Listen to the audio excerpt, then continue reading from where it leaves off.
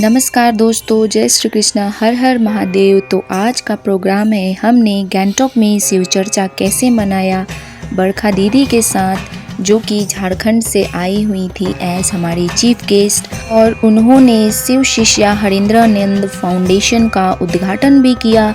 तो आइए शुरू करते हैं। तो सबसे पहले हम सुबह 8:30 से 9 बजे के बीच जल्दी रेडी होके चले गए थे, क्योंकि हम वहाँ के वॉलंटियर्स थे और हमको जल्दी जाना था। तो ये रहा प्रवेश द्वार, जो कि हमने तादुंग कॉलेज में किया था ये आयोजन का प्रोग्राम, और यहाँ पे बहुत ही अच्छे तरह से सजा दिया गया था। और यहाँ पे प्रोग्राम स्टार्ट हुआ, हमको मिला हमारा आईडी कार्ड वॉलंटियर्स का। फिर प्रोग्राम शुरू होता है। प्रोग्राम शुरू होने से पहले हरा हरा बोला गाना गाया सब लोगों ने।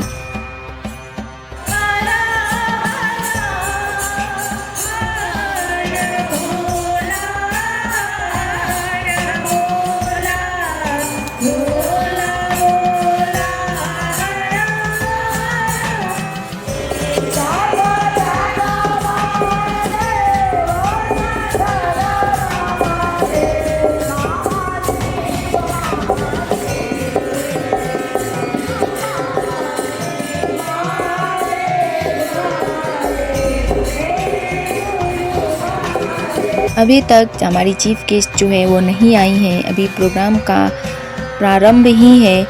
थोड़ी बहुत भजन के बाद उस शिष्य से जुड़ने वाले लोगों की अनुभूतियाँ सुनने मिला। तीसरा सूत्र महामंत्र नमः शिवाय, हमें जहाँ पर सुनता है अपने नमः शिवाय हमें श्वास पर श्वास एवं विधि हो, हमें कभी सकिंदा। और उन लोगों ने बताया कि जब से उन्होंने शिव को अपना गुरु बनाया है, तब से उनकी लाइफ पे क्या असर पड़ा है, उनकी लाइफ कैसे चेंज हुई है। आप भी शिव को अपना गुरु बना सकते हैं। तो श्रद्धालु का हालत कुछ ऐसा था। स्टार्टिंग में तो ठीक ठाक ही था, फिर धीरे धीरे जैसे जैसे टाइम बीतते गया, जैसे जैसे चीफ गेस्ट आने का टाइम होते गया, वैसे वैसे श्रद्धालुओं की संख्या बढ़ती गई और हमारी बरखा दीदी भी आ गई। उनके आते ही प्रोग्राम में 4 चांद लग गए और सब लोगों ने प्रणाम किया, उनकी स्वागत किया। और उसके बाद उन्होंने माला लगाकर प्रोग्राम का शुरुआत किया। साथ ही उन्होंने दीप प्रज्वलित किया, जो कि मेन हिस्सा होता है किसी भी प्रोग्राम का। और उनका स्वागत हमारे फाउंडेशन के तरफ से बुके से किया गया, जो सबको दिया गया। उसके बाद प्रोग्राम स्टार्ट हुआ।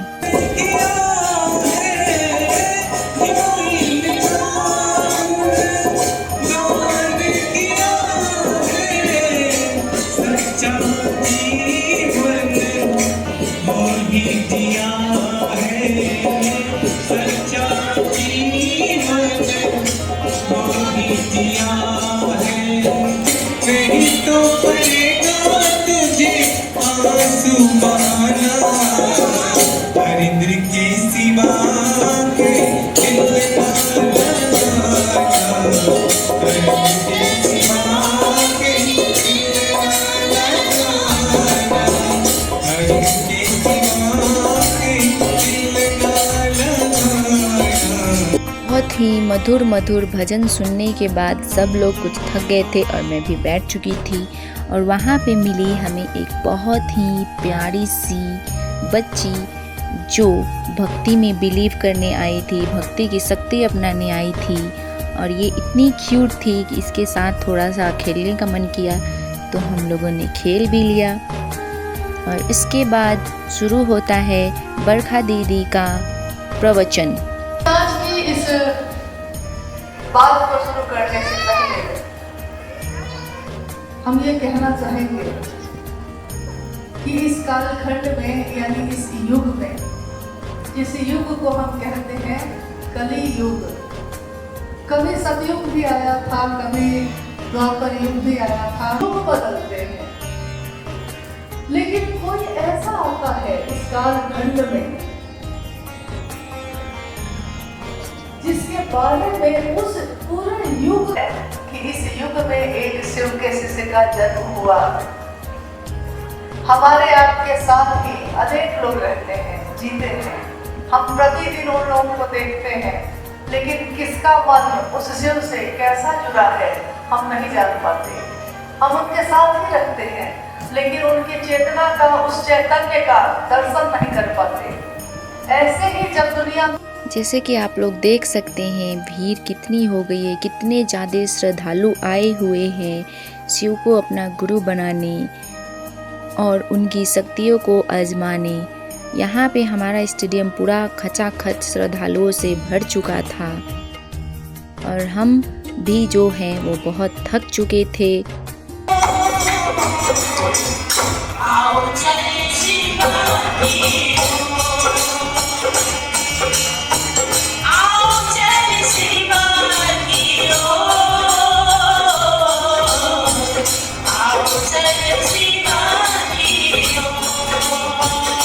बरखा दीदी के प्रवचन चलने से पहले बहुत ही मधुर मधुर भजन चल रहे थे।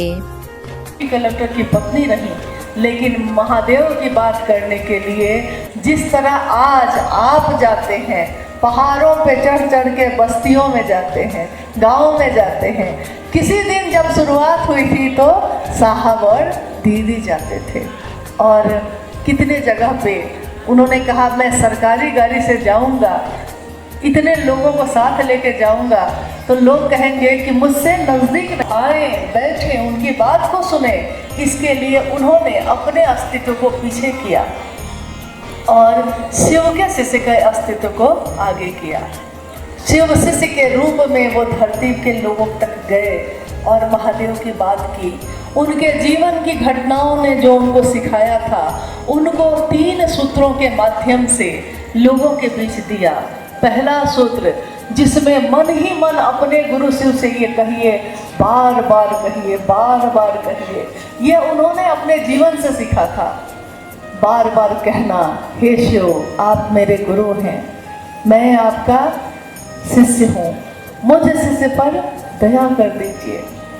हे शिव आप मेरे गुरु हैं, महादेव आप जो हैं मेरे गुरु हैं, लेकिन मैं आपका शिष्य हूँ, आपके आदेश पे चलने वाला। शिष्य मतलब गुरु के आदेश पे चलने वाला। मुझ शिष्य पर दया करिए। शिष्य का भाव है, ये एक भाव है। गुरु का भाव तो है ही, लेकिन शिष्य का भाव हो जाए। इसके शिव की चर्चा एक ऐसा शब्द है, ये महादेव से दया मांगना, ये भी एक ऐसा शब्द है जो इससे पहले आध्यात्म में या धर्म में कभी भी प्रयोग नहीं किया गया। हमेशा गुरु कृपा, मोक्ष मूलम गुरु कृपा, गुरु की कृपा होगी तो शिष्य में परिमार्जन होगा। लेकिन साहब ने कहा महादेव जब गुरु होंगे तो क्या पात्रता देखेंगे, राक्षस भी उन्हीं के हैं, देवी देवता भी उन्हीं के हैं, ये नर लोग, ये नाग लोग, ये अंतरिक्ष का लोग, सब तो उन्हीं का है, वो क्या पात्रता खोजेंगे। तो उन्होंने कहा मात्र दया मांगना, यानी किया कुछ भी नहीं है। कृपा का अर्थ होता है करो और पाओ, और दया का अर्थ होता है कुछ भी नहीं जानते हैं, ना क्रिया न साध ना अधम हो, अयोग्य हो, पतित हो।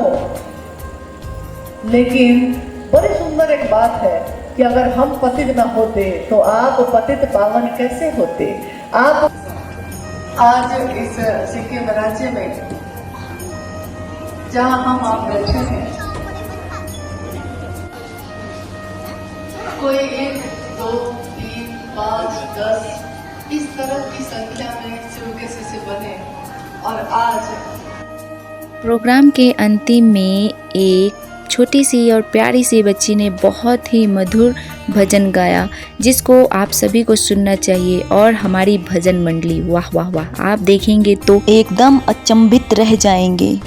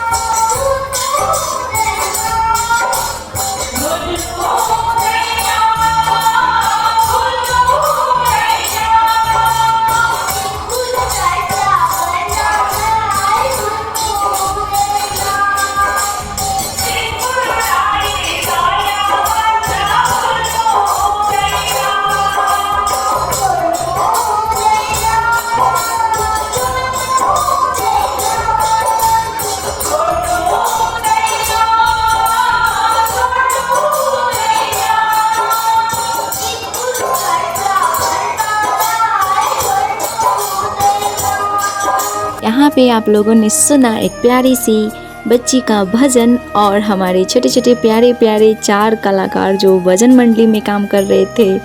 तो आपको कैसा लगा कमेंट सेक्शन में हर हर महादेव जरूर लिखिएगा। मिलती हूँ अपने नेक्स्ट वीडियो में। Till then bye bye. हर हर महादेव।